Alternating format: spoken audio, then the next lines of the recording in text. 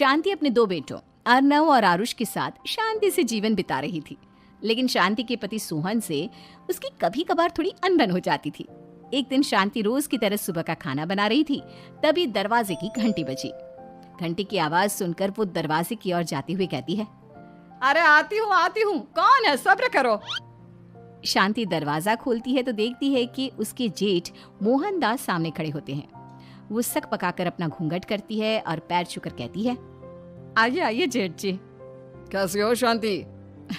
जी मैं तो बिल्कुल ठीक हूँ, सब आपकी मेहरबानी है भाई साहब। शांति और मोहनदास की बातें सुनकर शांति का पति सोहन और उसके दोनों बेटे बाहर आ जाते हैं। अरे भैया राम राम, कैसे हो आप? राम राम भाई। अरे शांति ऐसे खड़ी खड़ी क्या देख रही हो? चाय कॉफी कुछ लेकर आओ, भैया आए हैं। शांति तेजी से रसोई की ओर आगे बढ़ती हुई कहती है, अरे मेरी माँ, गेट खोलने के चक्कर में मेरे तो चावल ही जल गए। वो दौड़ी दौड़ी रसोई में जाती है और देखती है कि सारे चावल जल गए हैं। वो दोबारा चावल बनाने में लग जाती है। इतने में सोहन आवाज लगाता है, अरे शांति, तुम्हारे चावल का रोना खत्म हो गया हो तो चाय ले आओ। जी लाती हूँ अभी। शांति जल्दी जल्दी चाय बनाती है और मोहनदास को चाय देती है। सब एक दूसरे की खैर खबर पूछते हुए चाय पीते हैं। चाय खत्म होती ही मोहनदास शांति की ओर देखते हुए मजाक में कहते हैं, शांति, अब तुम्हारी चाय में दम नहीं रहा, अब हमें चाय बनाने वाली बदलनी पड़ेगी। ये कैसे मुमकिन होगा जेठ जी, घर और बाहर का सारा काम मुझे ही करना पड़ता है और कभी कभी जल्दी जल्दी के चक्कर में काम बिगड़ जाते हैं, जैसे आज चावल जल गए। अरे इसी का तो हल लेकर आया हूँ। मैंने रिश्ता देखा है अर्नव और आरुष के लिए। दोनों लड़कियां बहुत सुंदर और सुशील हैं। अगर आप दोनों इजाजत दें तो बात करूँ आगे। सोहन और शांति रिश्ते की बात सुनकर कहते हैं, अब ठीक है, बात चलाइए ना भैया, पर पहले लड़की के बारे में कुछ बताइए तो सही। हाँ भाई साहब, लड़की कैसी है, परिवार कैसा है, कहाँ के रहने वाले हैं? देखो परिवार तो बहुत अच्छा है, पर वे दोनों लोग बहुत गरीब हैं। दहेज में कुछ मिलेगा नहीं।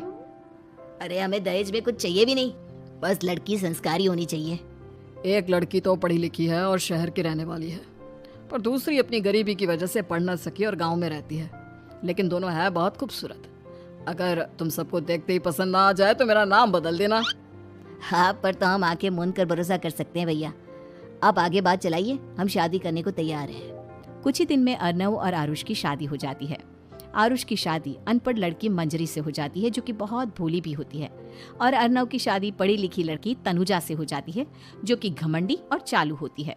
एक दिन मंजरी घर के काम कर रही थी कि अचानक शांति उसे आवाज लगाती है, बड़ी बहू, ओ बड़ी बहू, मंजरी जल्दी यहाँ आओ। मंजरी जल्दी जल्दी शांति के पास जाती है। बेटा मेरे पैर दबा दे, बहुत दर्द हो रहा है। जी माँ जी, बस बर्तन धोकर आती हूँ। अरे बैठ यहाँ, मेरे पैर में बहुत तेज दर्द हो रहा है, बर्तन छोटी बहू धो लेगी। मंजरी शांति के पैर दबाने लगती है तो शांति तनुजा को आवाज लगाती है, छोटी बहू, और छोटी बहू।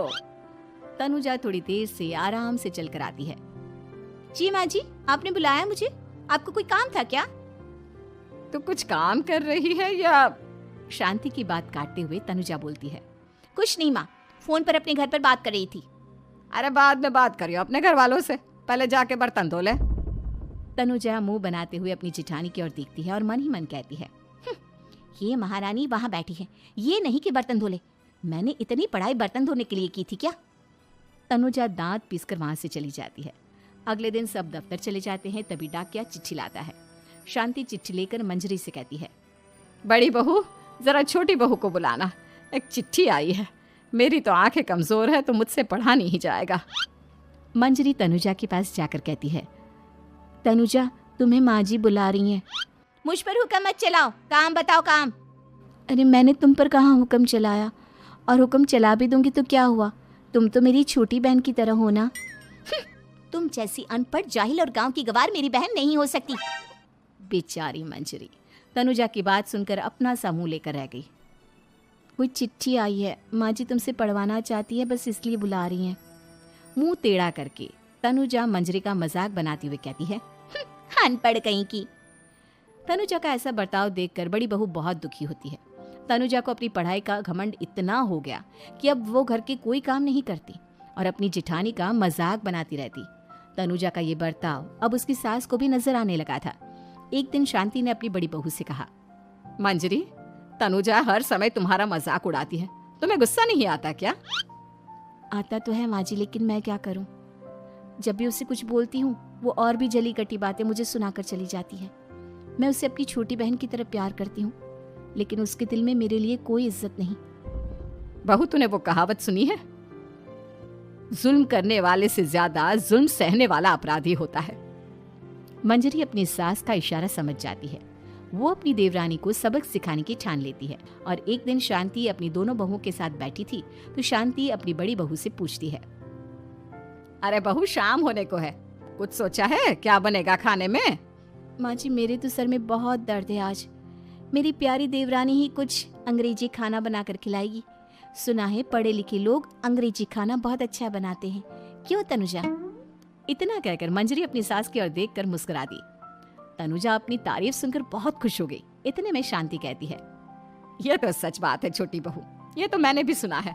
हम भी पक गए हैं बड़ी बहू के हाथ का खाना खा खा कर। तनुजा, तुम्हारी माँ भी तो तुम्हारे खाने की बहुत तारीफ करती हैं। आज हमें भी खिला दो कुछ अच्छा सा बनाकर। शांति की बात सुनकर छोटी बहू और आसमान पर चढ़ गई, पर उसे ये कहाँ पता था कि उसकी सास और जेठानी उसे सबक सिखाना चाहती हैं। तनुजा अपनी तारीफ सुनकर खुश तो बहुत होती है, पर सोचने लगती है, मुझे तो कैसा भी खाना बनाना नहीं आता। अब मैं क्या करूंगी? अगर मैंने इनको सच बता दिया तो मेरी सारी इज्जत मिट्टी में मिल जाएगी। अरे छोटी बहू, क्या सोच रही हो? खिलाओगी ना अपने हाथ का अंग्रेजी खाना? छोटी बहू हाँ में सर हिला देती है। अचानक से उसके दिमाग में एक आइडिया आता है। मैं इंटरनेट से देखकर कुछ बना लेती हूँ, मेरी वाहवाही पूरे घर में हो जाएगी। मुझे कौन सा रोज रोज बनाना है। माँ जी, आज आप सबको ऐसा खाना खिलाऊंगी कि इतने में शांति छोटी बहू की टांग खींचते हुए कहती है कि पता नहीं कैसा खाना खिलाओगी। ए ऊपर वाले, हमारी रक्षा करना। इतना बोलकर शांति और मंजरी दोनों जोर जोर से हंसने लगते हैं। अब तनुजा रसोई घर में चली जाती है और खाने की तैयारी करने लगती है, पर उसे रसोई घर की चीज़ों के बारे में तो कुछ नहीं पता। जैसे तैसे सारी चीज़ें निकालती है और इंटरनेट पर देखकर खाना बनाती है। कुछ ही देर में सब लोग घर आ जाते हैं। अरे सुनते हो, आज का खाना हमारी छोटी बहू बना रही है। अरे वाह, आज तो फिर कुछ अंग्रेजी खाना खाने को मिलेगा। कुछ ही देर में खाना बन जाता है तो छोटी बहू सबका खाना लगा देती है। इतने में बड़ी बहू कहती है, क्या बात है देवरानी जी, आज तो बहुत अच्छी खुशबू आ रही है। ये बात तो सही कही बड़ी बहू तूने, खुशबू तो अच्छी है। ऐसी खुशबू तो मेरे खाने में भी नहीं आती। सब मिलकर छोटी बहू की बहुत तारीफ करते हैं और छोटी बहू 7वें आसमान पर बैठ जाती है। अब सभी खाना खाते हैं। जल्दी जल्दी दो, अब तो मुंह में पानी आ रहा है। हाँ, मुझसे भी नहीं रुका जा रहा। जैसे ही सोहन एक निवाला खाता है तो उसकी आंखों से पानी आने लगता है। ये देखकर शांति सोहन से पूछती है, क्या हुआ जी, खाना इतना अच्छा बना है कि आंखों से पानी आ गया? सोहन चुप रहता है और धीरे धीरे से खाना शुरू कर देता है। इतने में सोहन छोटी बहू से कहता है, बेटी तुम भी तो खाओ, तुम क्यों रुकी हो? खाना सच में बहुत अच्छा है। ये कहकर सोहन जोर से हंस देता है। फिर सब खाना खाने लगते हैं, लेकिन खाने में नमक और मिर्च तेज हो गई थी। तनुजा से कोई कुछ नहीं बोलता, बल्कि उसे भी खाने को कहते हैं। जैसे ही छोटी बहू खाना खाती है वो पानी पानी कहकर चिल्लाती है, पानी, इसमें तो पानी। ये खाना तो सच में इतना अच्छा बना है कि हमारे साथ साथ देवरानी जी भी इसके स्वाद को कभी नहीं भूल पाएंगी। सही कहा बहू। तनुजा को अपनी गलती का एहसास हुआ और उसने अपनी सास से कहा, माँ जी ये मेरी गलती नहीं है, इंटरनेट पर दिखाया था कि 4 चम्मच नमक और मिर्च डालने हैं। अब मंजरी को भी मौका मिल गया और उसने तनुजा पर तंज कसा, नाच न जाने आंगन टेढ़ा, हर जगह अपनी पढ़ाई दिखाती हो, दूसरों का मजाक उड़ाती हो। अब पता चला ना, हर चीज में पढ़ाई काम नहीं आती।